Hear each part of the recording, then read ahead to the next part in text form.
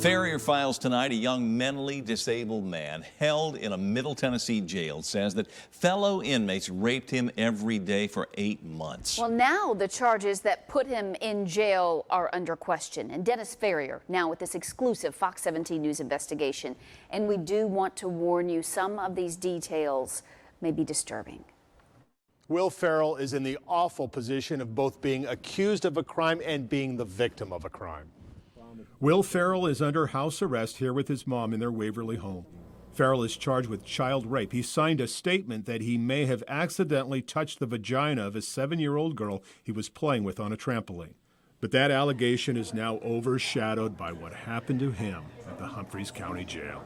At 110 pounds with an IQ of 63, Ferrell was put in a holding cell with hardened sex offenders.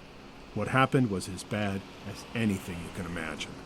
Well, I was raped about basically every day, after dinner, after lunch, at nighttime. It just, when I think about it, what they did to me, I just sometimes feel like I shouldn't be alive for what happened. His mother says Will has been suicidal. I just can't imagine what Will feels. I mean, they've broken him.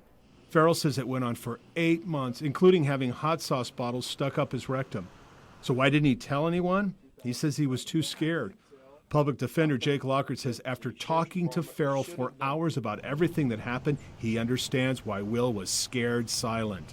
Jailers would call him names, often referred to him as Dumbo because his ears stick out a little bit.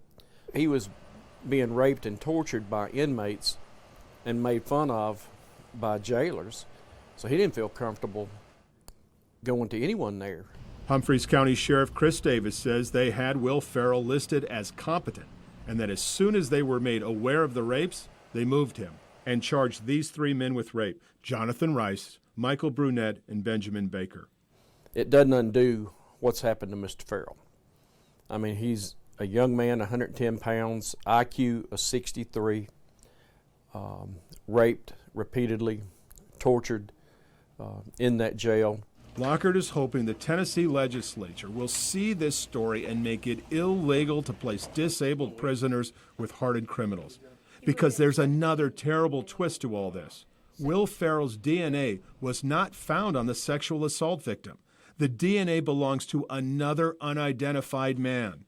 Will Ferrell might be innocent. I'm innocent. I didn't do it.